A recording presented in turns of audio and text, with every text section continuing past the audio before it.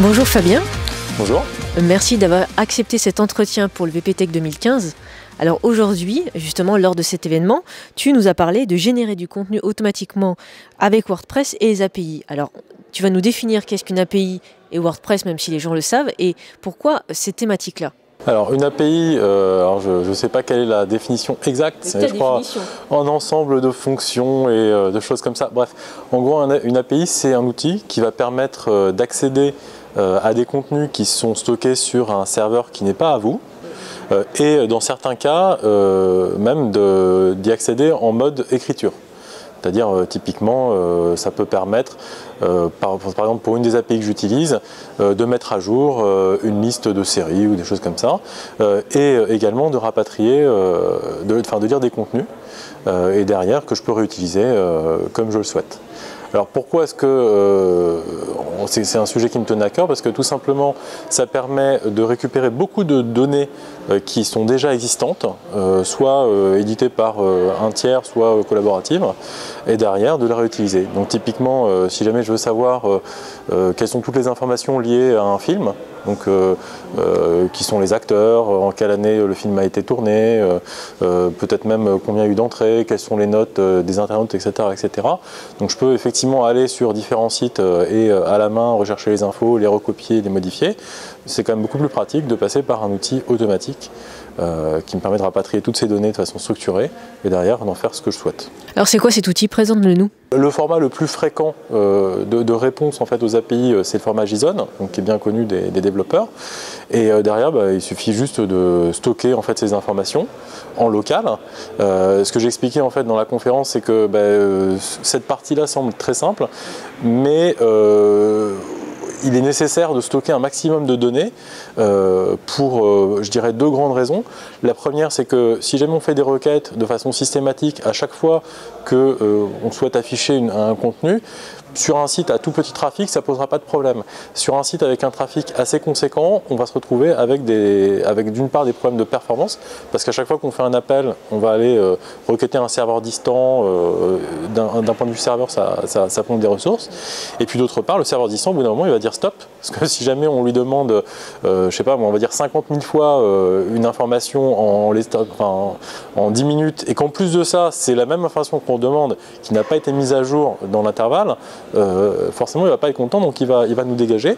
De toutes les manières, il y a certaines API qui sont totalement libres.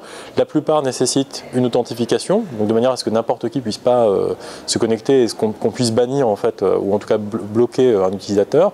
Et au bout d'un certain nombre de requêtes, on va devoir payer. Donc face à ces différentes contraintes, il est recommandé de stocker des choses en local. Donc ce que j'expliquais dans la conférence, c'est qu'il y a un certain nombre d'outils. Donc il y a les transientes, qui sont des données, on va dire, avec des champs avec une durée de validité, qui vont être mis à blanc au bout d'un certain temps.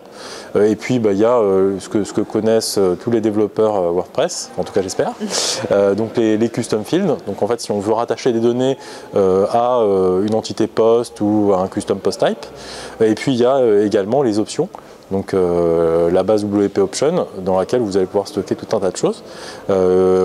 Après il y a des cas d'usage un petit peu différents, mais globalement on peut choisir un de ces trois choix et ça va bien marcher. Si tu avais des règles de base à conseiller, ça serait quoi? Alors, donc moi ce que je conseille, c'est d'une part de ne pas faire de traitement par lot quand on veut récupérer des données par API, pour les raisons que j'ai évoquées tout à l'heure, parce qu'on va se retrouver avec on va dire par exemple 5000 articles ou 5000 éléments qu'on veut populer, et à chaque population on va appeler 5 API, donc ça va faire quand même un paquet de requêtes. Donc le serveur déjà il va mourir à ce moment-là, donc ça je déconseille. Donc l'idée c'est plutôt les appeler depuis les pages de restitution, donc typiquement celles qui sont dans le template, c'est-à-dire un single, une catégorie ou autre. Donc ça c'est déjà une première règle. Et la deuxième règle, c'est pour éviter qu'il y ait quand même de très grosses boulettes, c'est de mettre en place un système de cache avec des plugins, donc WP Rocket, Total Cache, etc. Parce que tout simplement, dans un cas d'usage normal, on va effectivement avoir quelques internautes qui vont arriver sur certaines pages et ça va déclencher, on va dire, des appels API. Le problème, c'est que y a aussi d'autres utilisateurs qui ne sont pas des humains, type Googlebot ou autres, qui vont se mettre à scanner tout un site en quelques minutes ou quelques heures, et donc ils vont déclencher en fait des appels API de façon massive. Donc voilà, donc mettre en cache des données localement. Donc c'est le premier conseil. Le deuxième, c'est plutôt faire des appels depuis les pages de restitution. Et le troisième, c'est rajouter un cache statique pour éviter les grosses catastrophes. Et je sais de quoi je parle parce que ça m'est arrivé plusieurs fois d'avoir notamment Google qui me crache un de mes sites à cause de ça. C'est ta recommandation. Ouais, voilà. Le nombre d'erreurs et de catastrophes que j'ai eues parce que j'avais pas de cache est très long. Donc ça, on le note. Point important. Tu as choisi WordPress il y a quelques années, un peu comme nous. Pourquoi ce choix ? Alors en fait, j'ai commencé WordPress en 2009, donc il y a 6 ans. Donc c'était un petit peu moins abouti que ce qu'on avait aujourd'hui. Et donc il y avait à l'époque une question qui se posait qui était Joomla ou WordPress. Alors je ne sais plus si elle est encore d'actualité, hein, je ne sais pas ce que devient Joomla.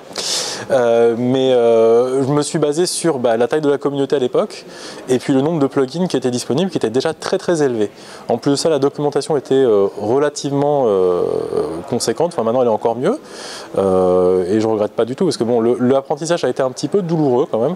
J'aurais probablement dû acheter un bouquin, suivre peut-être une formation à l'époque, mais aujourd'hui, on va dire, j'arrive à me débrouiller et c'est très puissant. Hein. Finalement, c'est pas si simple qu'on le croit. On peut croire que l'interface est simple, mais c'est un CMS assez puissant.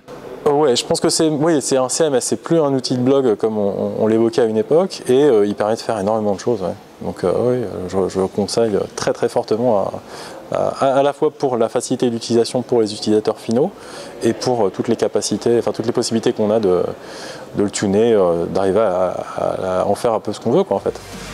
Merci pour ces informations. Merci à toi. Et puis au plaisir de se retrouver bientôt. À très bientôt. À bientôt.